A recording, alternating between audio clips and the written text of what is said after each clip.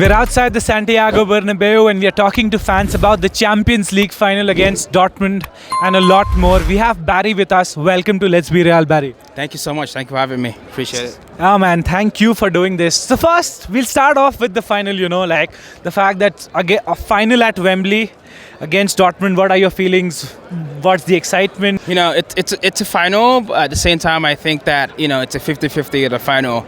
It's not just because it's Madrid. We were going to win, obviously. We've won all of the finals that we've been to in the past 10 years. But at the same time, it's a final that there could be potentially an issue where Dortmund can come up on top. But I do believe in the team, and it looks like, we are going to get the Champions League final. So I'm excited about that as well. Yeah, definitely. And as you said, we win Champions League finals. Absolutely, yeah, right. That's the history. And no disrespect to Dortmund, because reaching a Champions League final is an incredible, an objective for a lot of clubs. It's not easy for us. It has not been easy for them. Right. And Dortmund as a team also, they've had a lot of ups and downs during their Bundesliga season. They finished 5th. They qualified for the Champions League.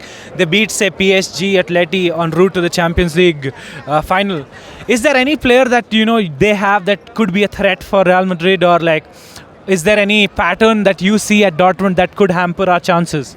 Yeah, absolutely. So I think that given the team right now, they sort of play the same style that we play, right? They hold, and then after on the counter, we've seen what Sancho can do as well on the counter.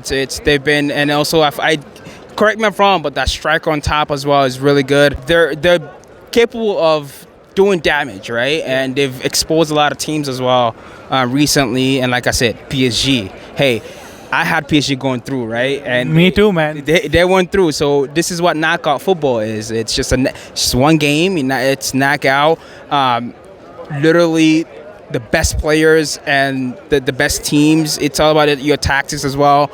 It's going to be a very interesting game, and I think that the way we play and the way they play is very similar. So I think we may see a different tactics from Ancelotti this final, given that they have a very similar playing style as well. Oh man, definitely. You could see something different from Carlo Ancelotti. That's what even I'm hoping, right. Because he kind of adapts to the team you have. He can make a team play in different, systems. You have seen some days Joselu as a number 9, Bellingham behind him, and Bellingham sometimes as a false number 9. Vinny and Rodrigo switching wings. If you remember the game against City, Rodrigo was the left winger and Vinny was the centre forward. Right. But a player who will be missing for Real Madrid the Champions League final is Tchouaméni. Big miss. Tchouaméni is going to be a big miss. But you always win when Tchouaméni is playing. That's a stat. I do, but that's what Madrid is, right? We have players that are ready to come in and substitute and play for whatever position that is not filled right now. And although it's going to be a big miss, I do think that we have players that are ready to actually go into that position and fill in.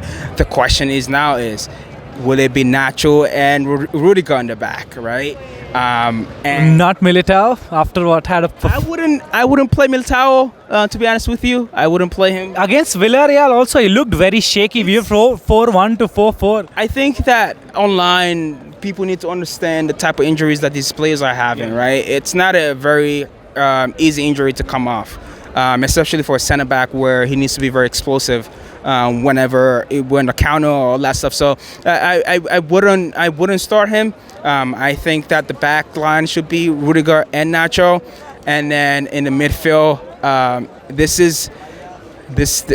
will start Modric, man. I'll start Modric. I think, and I'll give my midfield right now. It will be if I was the coach, Valverde, Kroos, and Modric. Okay. Yeah. No Camavinga. You're wearing Camavinga. I'm wearing Camavinga. No Camavinga, and I'm sorry about that, Camavinga. You come in. But the thing is that, I feel like with the Madrid team right now, I feel like players don't get mad if they don't play, right? Yeah, it's more of I have a part to play. I'm going to come in, and I'm going to do my part.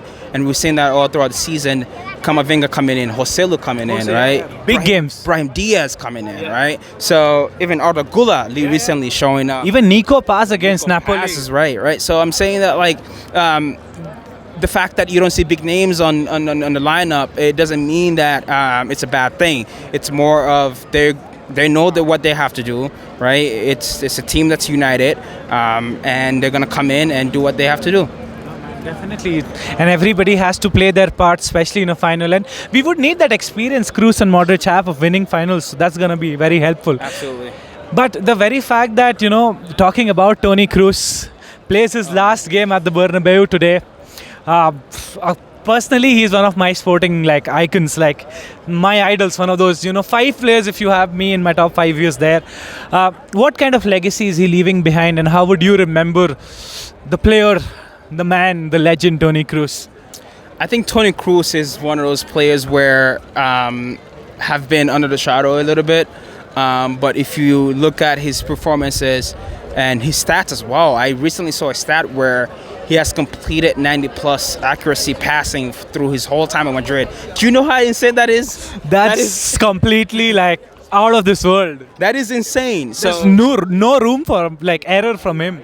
And I like to say a lot of controversial stuff, so I think he's up there with the Zidanes. Yeah. He's up there with the Zidanes, and it's not controversial. It's a fact. I'm just saying, because if you look at how much he's won, right, and how much he has contributed to the team as well, and if you look at it as well, he's one of those players that have still stayed as well. We've had Marcelo retire, leave, although age could be a little factor as well. 34. 34. But we all knew Kroos, though. I would have. Yeah. I would have known that he was going to retire this year. That was the thing. And I knew he was going to retire when he announced that he's going to play in the Euros. I was like, yeah, it's done for him. So his legacy here, and it's really nice that people are starting to come back and realize the legacy he has, and sort of that role he has played in that midfield for Madrid. It's been absolutely amazing. He's probably one of the best midfielders I've seen in my lifetime. Oh man, definitely. And I agree word to word. We knew he's Toni Kroos. Toni Kroos is just gonna retire at the top, bow out at the top. And what a way to bow out, your last club game is gonna be a Champions League final. Absolutely. Your last international game is gonna be at the Euros. Potentially could win it at his home country, Germany. He set that up nice, man. He set that up nice. I think everything was planned as well. But that's Toni Kroos. Even when he plays, everything's planned out. That sort of character he has, sort of style of play he has, and I'm so excited to see him tonight, man. Oh man, definitely. And I won't keep you for long, but what are your predictions for the Champions League final? Champions League final, 2-1 Madrid. 2-1 Madrid. Goal scorers? Vinny Bellingham. Vinny Bellingham. So you also believe Jude Bellingham, who's playing against his ex-club at his home country, at one of the biggest football stadiums at the Wembley. If you are Jude Bellingham, what are your feelings going into a final like that, and especially after you've had such a fantastic debut season with one of the biggest clubs, the biggest club in the world? I'll tell you what, he's very excited. And if I'm Jude right now, going to that game, I'm very excited. Wembley at home, right? We got to understand that. Against his former club, and in a way, he doesn't have that much to prove, just because of the season he's had. But at the same time, the kid in him, right, will want to have that game in his hands, and that's why I think he's going to have a great game.